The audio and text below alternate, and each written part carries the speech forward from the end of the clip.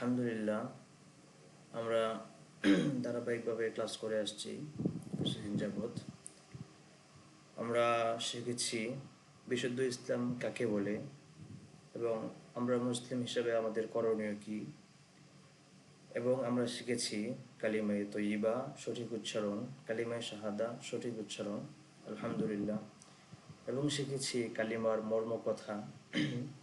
একজন মুসলিম হিসাবে সঠিক ঈমান আনতে গেলে কিভাবে ঈমান আনতে হবে, কি করতে হবে না করতে হবে, এগুলো আমরা শিখেছি আলহামদুলিল্লাহ।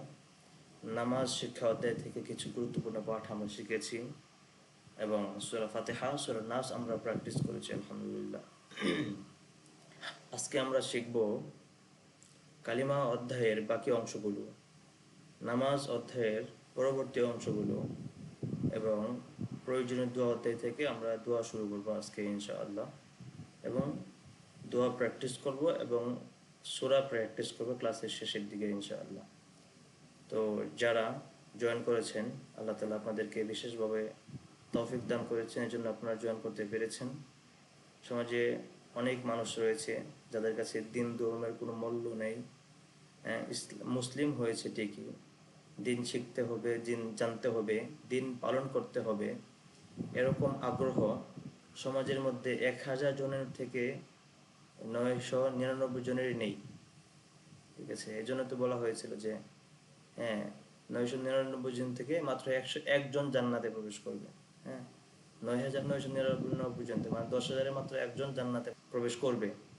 এটা হচ্ছে মানে আমাদের এই বর্তমান অবস্থার সাথে কিন্তু অবশ্যই কথাটা মিলে গেছে। ঠিক আছে, অনেকে জয়েন করে না, যারা জয়েন করে তারা শেষ পর্যন্ত থাকে না। ঠিক আছে, এই হলো আমাদের অবস্থা। তো যারা জয়েন করেছেন আমি আপনাদেরকে আন্তরিকভাবে ধন্যবাদ জানাচ্ছি। আল্লাহ তাআলা আপনাদেরকে দ্বীনের জন্য কবুল করুন, সঠিকভাবে দ্বীন পালন করে পরকালের জন্য সঠিকভাবে প্রস্তুতি নেওয়ার তৌফিক দান করুন, আমিন। দুনিয়া হচ্ছে পরীক্ষার হল, যারা এই পরীক্ষা যত সুন্দর করে দিবে তার আখিরাতের রেজাল্ট, ফলাফল তত সুন্দর ও ভালো হবে, সে আখিরাতে তত সুন্দর প্রতিদান পাবে ইনশাআল্লাহ। তো আল্লাহ তাআলা আমাদেরকে কবুল করুন, আমিন। যে আমরা এখন সরাসরি চলে যাচ্ছি আমাদের পড়ার অধ্যায়ে। লা ইলাহা ইল্লাল্লাহ 8টি শর্ত। প্রথম শর্ত ছিল আল ইলম, তথা জানা। লা ইলাহা ইল্লাল্লাহ এটা কি, এর অর্থ জেনে এটা বুঝে তারপরে লা ইলাহা ইল্লাল্লাহ বাক্য পাঠ করতে হবে। তারপর 2 নম্বর হলো আল ইয়াকিন, দৃঢ় বিশ্বাস করা, দিনের বিষয়গুলোকে সন্দেহ ছাড়া পরিপূর্ণভাবে বিশ্বাস করতে হবে।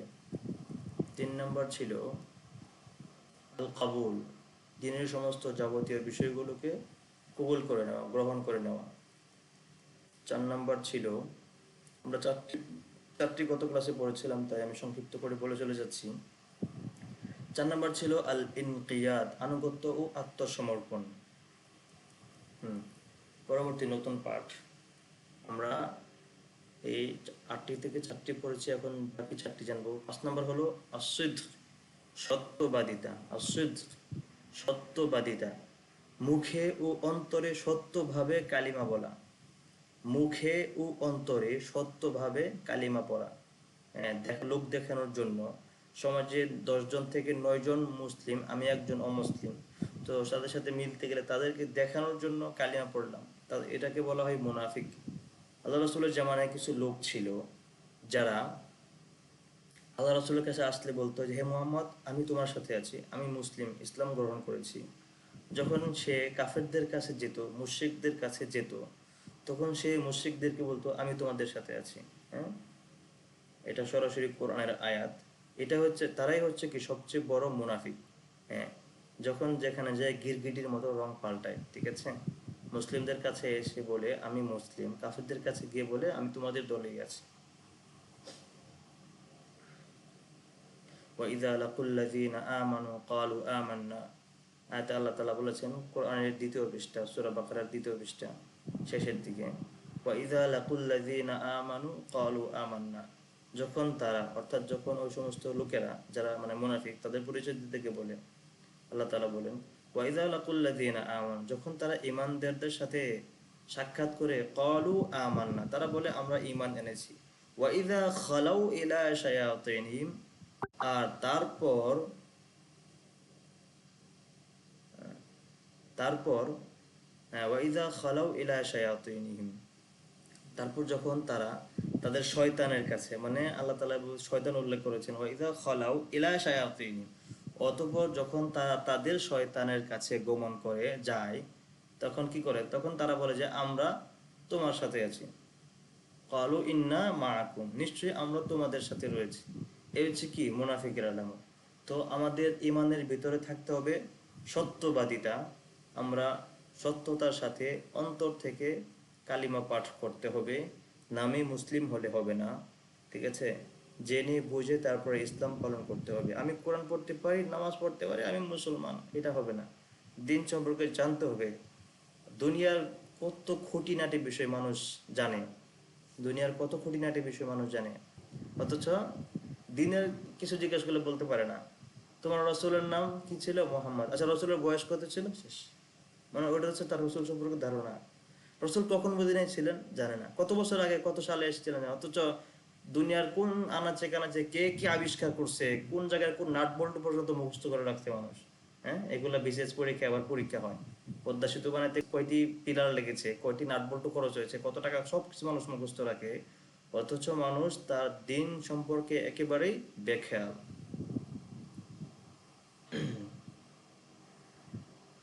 এখানে আল্লাহ রসুল সাল্লাল্লাহু আলাইহি সাল্লাম বলেছেন, যে ব্যক্তি অন্তরের সত্যতার সাথে সাক্ষ্য দেয় যে আল্লাহ ছাড়া কোনো উপাস্য নেই এবং মুহাম্মদ সাল্লাল্লাহু আলাইহি ওয়াসাল্লাম আল্লাহর রসুল, আল্লাহ তার জন্য জাহান্নাম হারাম করে দেন। আল্লাহ কি করে দেন? তার জন্য জাহান্নাম হারাম করে দেন। মানে সত্যতার সাথে, মুখে, শুধু মুখে না, একবারে অন্তর থেকে বিশ্বাসের সাথে যে কালিমা বলবে, আল্লাহ তাআলা তার জন্য জাহান্নাম হারাম করে দিবে। আর যে ব্যক্তি বিশ্বাসের সাথে কালিমা পাঠ করবে, সে অবশ্যই ৫ ওয়াক্ত নামাজ পড়বে, দিনের সকল বিধিবিধান মেনে চলবে এবং সমস্ত প্রকার গুনাহের কাজ থেকে, আল্লাহর অসন্তুষ্টিমূলক কাজ থেকে সে অবশ্যই দূরে থাকবে। এটা হচ্ছে সত্যবাদিতা। তারপরে ৬ নম্বর হলো আল ইখলাস, শুধুমাত্র আল্লাহর সন্তুষ্টির জন্য কালিমা বলা। হ্যাঁ, আল্লাহ রসুল সাল্লাল্লাহু আলাইহি সাল্লাম বলেন, ফাইন্নাল্লাহা হাররামা আলান নারি মান ক্বালা লা ইলাহা ইল্লাল্লাহ ইয়াবতাগি বিযালিকা ওয়াজহাল্লাহ, যে ব্যক্তি আল্লাহর সন্তুষ্টির জন্য কালিমা পাঠ করবে, আল্লাহ তার জন্য কি করে দিবেন? জাহান্নামের আগুনকে হারাম করে দিবেন। এজন্য আমাদের এই দিন পালনের পিছনে একমাত্র আমাদের উদ্দেশ্য থাকবে, লক্ষ্য থাকবে আল্লাহকে সন্তুষ্ট করা। আল্লাহ তাআলা যার প্রতি সন্তুষ্ট হয়ে যাবেন, তার জন্য দিন, দুনিয়া, আখেরাত সমস্ত বিষয় আল্লাহ সহজ করে দিবেন। যে ব্যক্তি আল্লাহ সন্তুষ্টি কামনা করবে, আল্লাহ তাআলা তার জন্য নামাজ পড়া সহজ করে দিবেন, আমল করা সহজ করে দিবেন, শেষ সাথে তাহাজ্জুদ পড়া সহজ করে দিবেন, সঠিকভাবে কোরআন পড়ার তৌফিক দান করবেন। আল্লাহ যাকে পছন্দ করেন তাকেই তার ইবাদতের তৌফিক দান করেন। আল্লাহ তাআলা যাকে পছন্দ করেছেন তাকেই আজকের এই ক্লাসে জয়েন করার তৌফিক দান করেছেন। তো বুঝতে হবে আল্লাহ তাআলা শত শত মানুষ থেকে আপনাকে বাছাই করেছে। আমরা যখন আমাদের কোর্স সম্পর্কে আমরা ইন্টারনেটের বিভিন্ন পর্যায়ে, বিভিন্ন প্ল্যাটফর্মে আমরা পোস্টিং করেছিলাম, অ্যাড কিন্তু অনেক মানুষের কাছে গিয়েছে, আমরা এখানে ফলাফল দেখেছি। কিন্তু সেগুলোর মধ্যে থেকে শুধুমাত্র আল্লাহ তাআলা আপনাদের গুটি কয়েকজনকে বাছাই করেছেন যে সে এই ক্লাসে অংশগ্রহণ করবে, ঠিক আছে? তো এই জন্য আল্লাহ শুকরিয়া আদায় করতে হবে। আমরা জানি অনেক বিষয়, তারপরে এগুলো হচ্ছে কি চর্চা। হ্যাঁ, আল্লাহ তাআলা বলেছেন ওয়াযাক্কির ফাইন্না যিকরা তানফাউল মুমিনিন, যে তোমরা স্মরণ করিয়ে দাও, কেননা এই স্মরণ করার মাধ্যমে কি করে? মুমিনদেরকে উপকার করে। হ্যাঁ, তোমরা স্মরণ করো, এই স্মরণ করার মাধ্যমে মুমিনদের উপকার করে। এরপর আল্লাহ রাসূলের সাহাবীদের হাদিস ছিল যে তাআলাউ নুজাদ্দিদ ঈমানানা নাজলিস ওয়া নুজাদ্দিদ ঈমানানা। আল্লাহ রাসূলের সাহাবীরা বলতেন যে আসো আমরা বসি, বসে আমাদের ঈমানকে নবায়ন করি। ঈমান নবায়ন করা, ঘরের রং নষ্ট হয়ে গেলে আমরা ঘরের রং নবায়ন করি, ঘরের বিভিন্ন জিনিস নষ্ট হয়ে গেলে এগুলো আমরা নবায়ন করি, সংস্কার করি। অনুরূপভাবে ঈমানও কিন্তু নবায়ন করা যায়, ঠিক আছে? আল্লাহ রাসূল সাহাবা বলতেন তাআলাউ নুজাদ্দিদ ঈমানানা বিকাউলি লা ইলাহা ইল্লাল্লাহ, লা ইলাহা ইল্লাল্লাহ বলার মাধ্যমে আমরা আমাদের ঈমানকে নবায়ন করে নতুন করে মুসলিম হই, ঠিক আছে? এই জন্য আমরা এখানে চর্চা করছি আর কি। তারপরে আমরা যদি ভালো কাজ করি, আল্লাহ তাআলা বলেছেন ওয়া ইযা তুলিয়াত আলাইহিম আয়াতুনা যাদাতুহুম ঈমানা, যখন তাদের কাছে আয়াতুনা আমাদের নিদর্শনাবলী হ্যাঁ শোনানো হয়, যখন তাদেরকে আমাদের আয়াত তথা নিদর্শনাবলী আল্লাহর বাণী বলি শোনানো হয়, তখন তাদের ঈমান বেড়ে যায়। তখন তাদের কি হয়? ঈমান বেড়ে যায়। এটা হচ্ছে মুমিনদের পরিচয়। যারা মুমিন, তো তাদের সামনে যখন দ্বীনি বিষয়ে আলোচনা করা হবে তখন তাদের ঈমানটা আরো বেড়ে যাবে। এটা হচ্ছে মুমিনদের পরিচয়। সরাসরি আয়াতের মধ্যে আল্লাহ তাআলা বলেছেন, সূরা আনফালের প্রথম পৃষ্ঠা। 7 নম্বর মোহাব্বত, আল্লাহ ও তার রাসূল এবং তাওহীদের প্রতি ভালোবাসা রাখা।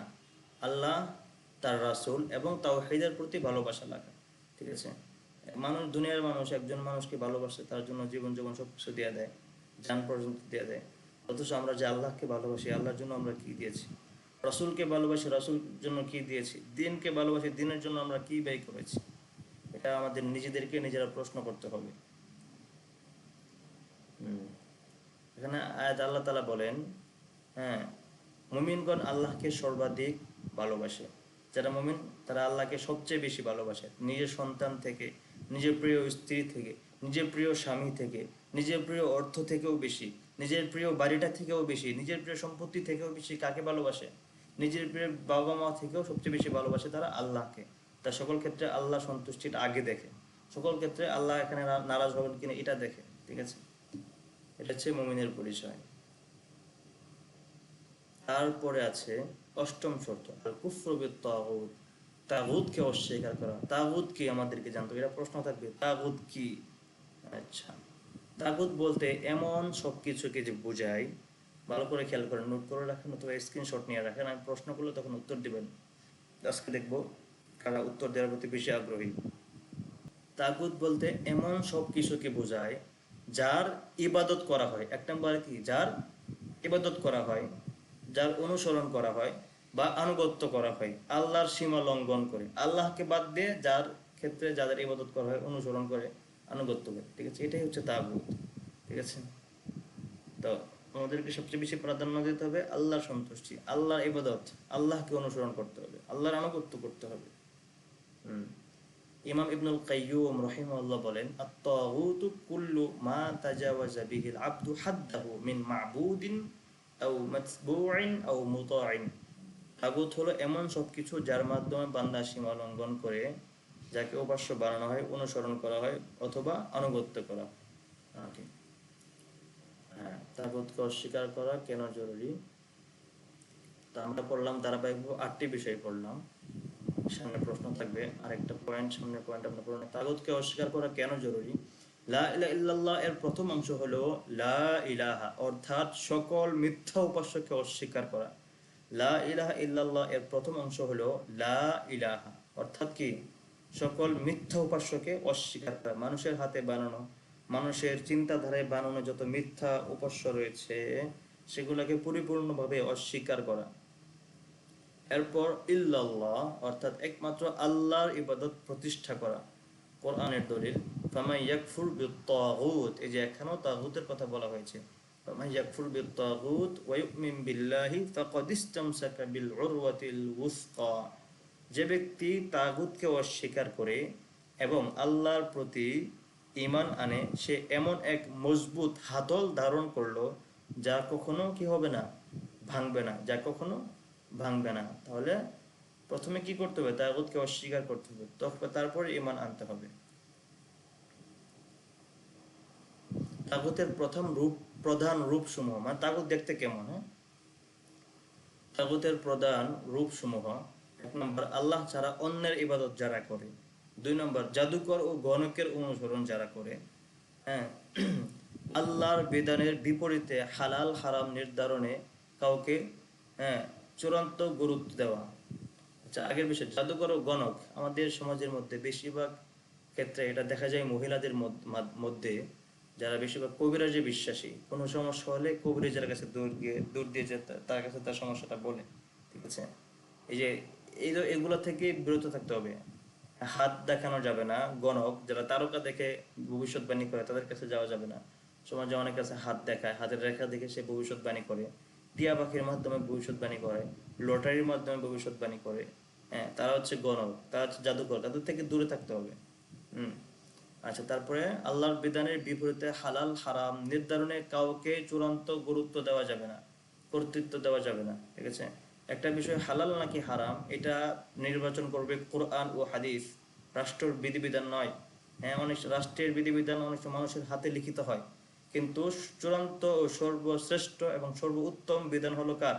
আল্লাহ তাআলার। ঠিক আছে, এই জন্য আল্লাহর বিধানকে চূড়ান্ত গুরুত্ব দিতে হবে। 4 নম্বর, শিরিক ও কুফুরের দিকে আহ্বানকারী নেতাদের অনুসরণ। শিরিক ও কুফুরের দিকে আহ্বানকারী নেতাদের অনুসরণ, এটা খুব গুরুত্বপূর্ণ বিষয়। অনেক নেতা সমাজে আছে যারা শিরিক ও কুফুরের দিকে আহ্বান করে। সমাজের মধ্যে এমন একটি আয়োজন করলো যেটা ইসলামের সাথে মানে উল্টা হয়ে যায়। সমাজের মধ্যে এমন একটি শিক্ষা ব্যবস্থা চালু করলো, এটা ইসলামের সাথে উল্টা হয়ে যায়। এমন একটি কাজ করলো যা দেখতে ভালো মনে হয় কিন্তু ইসলামের সাথে সাংঘর্ষিক হয়ে যায়। তাদেরকে অনুসরণ করা যাবে না, তাদের থেকে দূরে থাকতে হবে। আল্লাহ ছাড়া অন্যের কাছে দোয়া করা যাবে না, এটা গত ক্লাসে আলোচনা করেছি, আজকে টানবো না। আচ্ছা, এতটুকুই থাকলো। এখন আমি চলে যাচ্ছি প্রশ্ন পড়বে এই অধ্যায় থেকে। তারপর আমরা এখন চলে যাব আমাদের নামাজ অধ্যায়, সলাত অধ্যায়। জি, এখন হবে নামাজ, নামাজের অপকারিতা, নামাজ না পড়লে কি ক্ষতি, নামাজ না পড়ার ভয়াবহতা। নামাজ না পড়ার ভয়াবহতা। 1 নম্বর, নামাজ ত্যাগকারী জাহান্নামে যাবে। আল্লাহ তাআলা বলেন, মা সালাকাকুম ফি সাকার ক্বালু লাম নাকু মিনাল মুসাল্লিন। কিয়ামতের দিন যারা জাহান্নামে যাবে তাদেরকে প্রশ্ন করা হবে, তোমাদেরকে কিসে সাকার নামক জাহান্নামে প্রবেশ করালো? তোমাদেরকে কিসে মানে কোন জিনিস এই সাকার নামে জাহান্নামে প্রবেশ করালো? তখন সেই জাহান্নামীরা বলবে, আমরা নামাজ আদায়কারীদের অন্তর্ভুক্ত ছিলাম না, অর্থাৎ আমরা নামাজ পড়তাম না। ঠিক আছে, এখান থেকে বোঝা যায় যারা নামাজ ত্যাগ করবে তারা জাহান্নামে যাবে। 2 নম্বর, নামাজ নষ্টকারীদের জন্য ধ্বংস, মানে নামাজ পরিত্যাগকারীদের জন্য ধ্বংস। যারা নামাজ পরিত্যাগ করে, নামাজ পড়ে না, তাদের জন্য ধ্বংসের ঘোষণা করা হয়েছে। আল্লাহ তাআলা বলেন, ফাখালাফা মিন বা'দিহিম খালফুন আযাউস সালাতা ওয়াত্তাবাউশ শাহাওয়াত ফাসাউফা ইয়ালকাউনা গায়্যা। তাদের পরে এমন একদল এলো যারা সালাত নষ্ট করলো এবং প্রবৃত্তির অনুসরণ করলো, অচিরেই তারা গাইয়া নামক জাহান্নামের এক ভয়ঙ্কর শাস্তির নাম এটা প্রত্যক্ষ করবে। তো যারা নামাজ না পড়লো, যারা নামাজ পরিত্যাগ করলো, তারা গাইয়া নামক জাহান্নাম কি স্বচক্ষে দেখবে। জাহান্নামের সবচেয়ে একটি ভয়ঙ্কর একটি শাস্তির নাম হচ্ছে গাইয়া। তারপর নামাজ, 3 নম্বর হলো নামাজ ত্যাগ করা কুফুর। নামাজ ত্যাগ করা কুফুর। রাসূল সাল্লাল্লাহু আলাইহি ওয়াসাল্লাম বলেছেন, ইন্না বাইনার রাজুলি ওয়া বাইনা শিরকি ওয়াল কুফরি তারকুস সালাহ। হ্যাঁ, এক ব্যক্তি ও শিরিক কুফরের মধ্যে, এক ব্যক্তি মানে একজন মানুষ ও শিরিক ও কুফরের মধ্যে পার্থক্য হলো সালাত ত্যাগ করা। মানে একজন মানুষ মুসলিম আর একজন মানুষ অমুসলিম, এর মধ্যে পার্থক্য কি? নামাজ পড়া না পড়া। যে মুসলিম সে নামাজ পড়ে, যে মুসলিম না সে নামাজ পড়ে না। এটাই হচ্ছে মুসলিম এবং কাফেরের মধ্যে কি পার্থক্য। 4 নম্বর হলো নামাজ ত্যাগ করলে ইসলামের অঙ্গীকার ভঙ্গ হয়ে যায়। রাসূলুল্লাহ সাল্লাল্লাহু আলাইহি সাল্লাম বলেছেন, আল আহদুল্লাযী বাইনানা ওয়া বাইনাহুম আস-সালাত ফামান তারাকাহা ফাকাদ কাফারা। আমাদের ও কাফেরদের মধ্যে অঙ্গীকার হলো সালাত, নামাজ। সুতরাং যে তা ত্যাগ করলো সে কুফরি করলো। হ্যাঁ, আগেরটার মতোই সেম। মুসলিমদের মাঝে এবং কাফেরদের মাঝে পার্থক্য কি? নামাজ। তারপরে কিয়ামতের দিন সর্বপ্রথম নামাজের হিসাব নেওয়া হবে। রাসূলুল্লাহ সাল্লাল্লাহু আলাইহি সাল্লাম বলেছেন, কিয়ামতের দিন বান্দার আমলের মধ্যে সর্বপ্রথম তার সালাতের হিসাব নেওয়া হবে। যদি তার ঠিক থাকে তবে সে সফল হবে, আর যদি তার নষ্ট হয় তবে সে ব্যর্থ ও ক্ষতিগ্রস্ত হবে। তবে সে কি হবে? ব্যর্থ ও ক্ষতিগ্রস্ত হবে। আচ্ছা, তো আমাদের প্রথমেই কিয়ামতের দিন বলেছিলাম নামাজের উত্তর যখন দিতে দিতে পারবো, আল্লাহ তাআলা প্রথম প্রশ্ন করবে, তুমি কি 5 ওয়াক্ত নামাজ পড়েছিলা? যখন বলবো হ্যাঁ, তখন আমাদেরকে বাকি ইন্টারভিউ নেওয়া হবে জান্নাতে প্রবেশের জন্য। যখন নাকি আমাদের উত্তর এখানে না হবে, হ্যাঁ, তখন আমাদের সাথে আর কোনো কথাই নেই, ঠিক আছে তুমি সাইডে যাও, তোমার সাথে আর কোনো কথা নাই।